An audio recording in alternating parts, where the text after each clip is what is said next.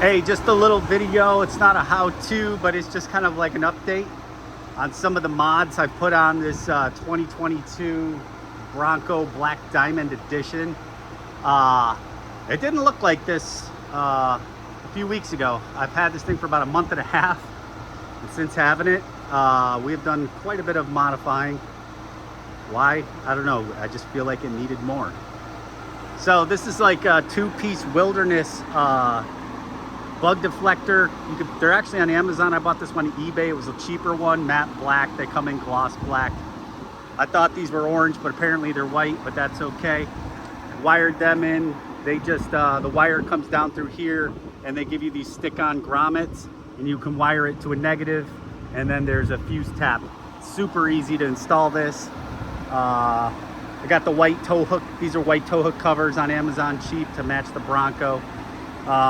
These are VLAN daytime running headlights versus the originals that I had on here, which were just the white LED. They did not wrap around or do the halo effect.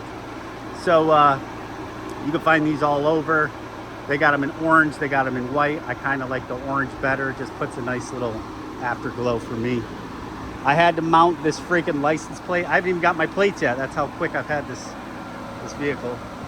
I just mounted that bad boy on. I drilled 2 holes here, screwed it in. There you go, because I did not have a place to put in Texas, you got to have 2 license plates.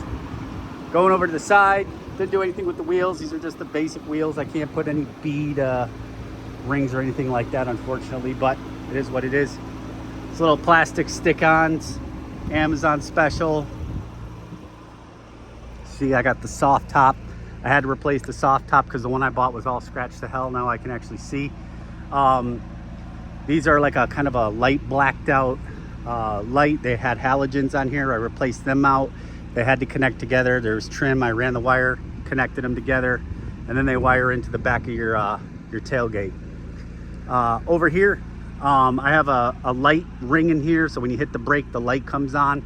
That's cool. They got some that wire up to here, and you can just trail it up into here. Unfortunately, mine didn't. Mine was supposed to wire into the back of the tailgate, so I just spliced it into here while I had it open. The black Bronco. Sorry, the car's dirty, guys. I've been working on this thing for days. Got the matching flag on the other side. Did a little custom short antenna, as you can see. It's got a little American flag here. It kind of goes nice with the grayish blue, cactus gray. But the biggest thing I did, so now that this is on there though, you can't picture it without that, can you? It just brings the grill and everything and makes it fuller. So I love that. I just hope it sticks. This is just double-sided stick tape. This is a no drill. Just make sure that when you connect the wire for this light and this light underneath this, you get it off the double-sided tape, or you're gonna have some issues trying to get this down. What else? Nobody ever talks about it. Subwoofers, right? We all know that back down in there, you know, they ran out of money. They have dummy subwoofers. Well, the Black Diamond didn't have anything. I've ripped every panel apart in this car. No dummy, no nothing, just a hollow spot. So I needed a subwoofer. Oh yeah, I updated the cans. These are the you can get them on Amazon. I forgot what they're called, but if you just type in like 6.5 inch pods for a Bronco, these are the cheaper ones. They're like $100 and something bucks just for the pods, which are plug and play, and they come with the harness, but you got to get the speakers. I think I put like, I think they're called Orions in there, 6.5. They're the bullet style Orions. They were like 40 bucks. Amazing sound, freaking punchy. I think they go up to 1,000 watts. Okay. Right there, under the seat subwoofer. Now I was cheap, and you gotta wire the blue wire that goes to the front to your auxiliary switches. So there's videos on YouTube that tell you what each auxiliary switch correlates with what wire. Make sure you do your research, because that switch is what's gonna feed this power, okay, for the wire right underneath the hood. Basically trace it all the way up the trim, underneath the grommet to the front. Everything's going out there. The power, the friggin' auxiliary switch for the REM, and the speakers.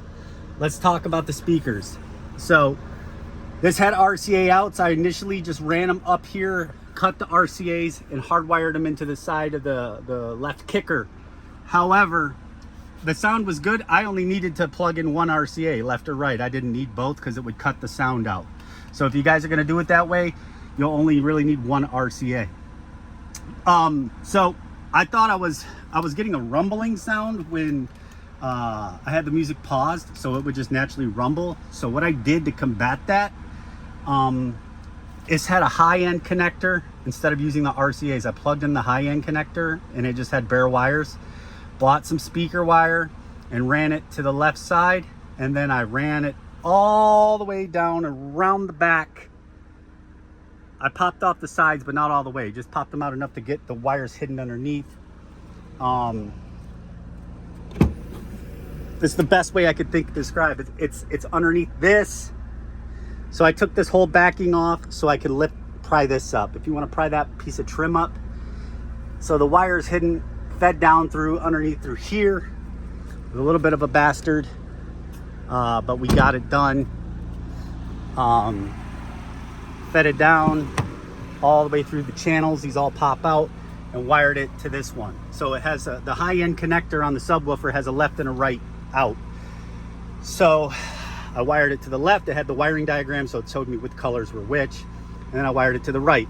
Now I put in some Pioneer 6.5 20 250 watt speakers here, not nearly as good as those 6.5 inchers. I also had to buy the spacers to get them to fit in there, and the connector. So they have spacer connector kits on Amazon. They're like 25 bucks. Okay, so if you want to pick your own kind of speaker, get whatever speaker you want. Look at the wattage. More wattage is going to be the more sound output you get. So another thing to keep in mind is the wiring harness that comes with these speaker kits. That was the one I spliced into. I didn't splice into the OEM connector on the thing. I spliced into the aftermarket connector that came with the spacers. That way, if I royally screwed up, I only lost a little bit of money. But it just made more sense. It was way easier to wire into both speakers. I think I just have a fuller sound, and it got rid of that hum sound I was telling you about. So just something to keep in mind if you guys want to do it. Just remember, your auxiliary switch, I think I can leave it on and it'll still turn the subwoofer off even after I shut the car off. So I wish I could show you this third brake light thing. You can kind of see it in there. This whole thing just lights up around. But yeah, oh, custom badge here. I just ripped out the Ford one, got that made from a guy on Etsy. What else? But yeah, that's a clean install.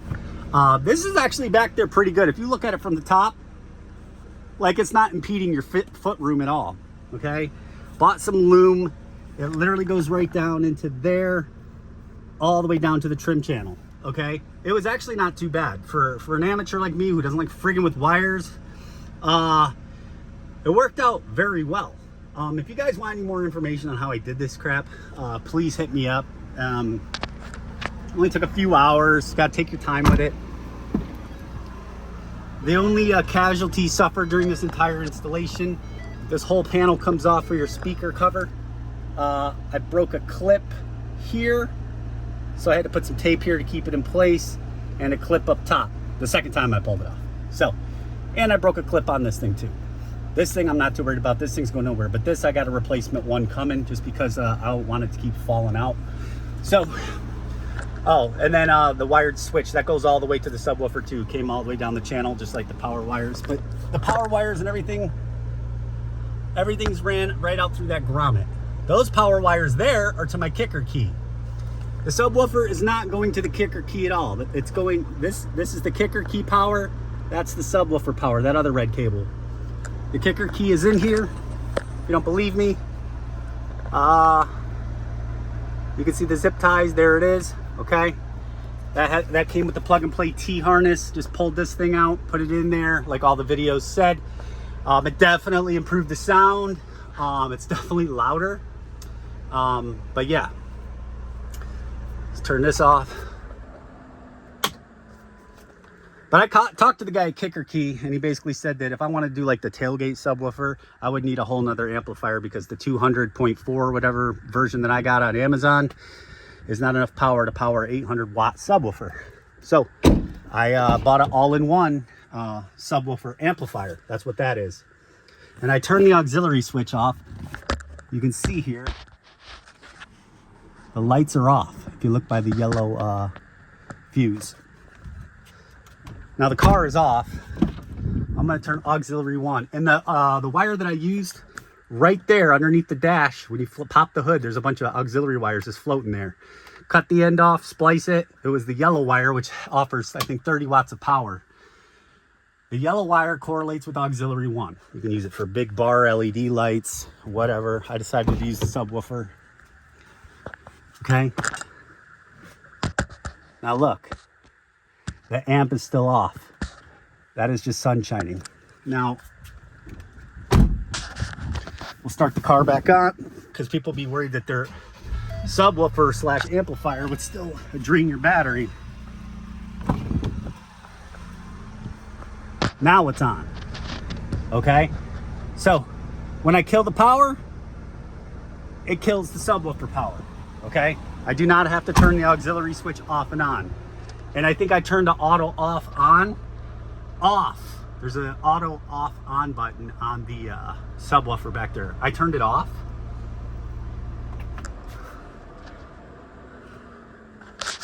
See, we got the power down. 3, 2, 1. No power. Excellent. Well, there it is, you guys. I don't think there's really much else I'm going to do to this thing. To be honest, like sometimes too much is just too busy. People got the black things here. They got the crossbar swing gates. They got all that extra crap. I actually find these things annoying. Like I have to step out over them because they're just too high for me. Like you don't even need them, but what are your thoughts on these? Oh, I used a black dressing too. This was faded. This black stuff, if you notice how great that looks for 2022, you can use that on all your black trim. I know the most amazing trim restorer that will fix all your problems. It's right here, guys. Get it on Amazon. It's 20 bucks. It's worth every drop. A little bit goes a long way. You just dab a couple drops, get a microfiber towel or a sponge, and just sponge it down. If you get it on your paint, don't even worry about it. Comes right off with, just put a little bit of acetone or a little bit of alcohol on a microfiber and it just wipes right off. Like literally, even if you touch the tire, it's okay. It's not going to take the black off. So people I know probably freak out. You could touch up all that stuff up there, all that black. So all in all, she's a beaut, guys. A little dirty, but let me know what you guys think in the comments. But those are just some mods that I had to do, especially when I just got out of a Nissan Titan that had the Rockford's Fosgate sound system in it. That thing kicked so hard. And then I went to this and I was like, oh Lord, gotta change something. So, you know, $89 subwoofer on Amazon. Just make sure it comes with all the cables and everything. It says 16 feet. 16 feet should be more than enough. The only thing extra you'd have to buy probably is your speaker wire. Just to keep that in mind, okay? Anyways, hope this helps somebody out. If you got any questions, hit me up. Peace.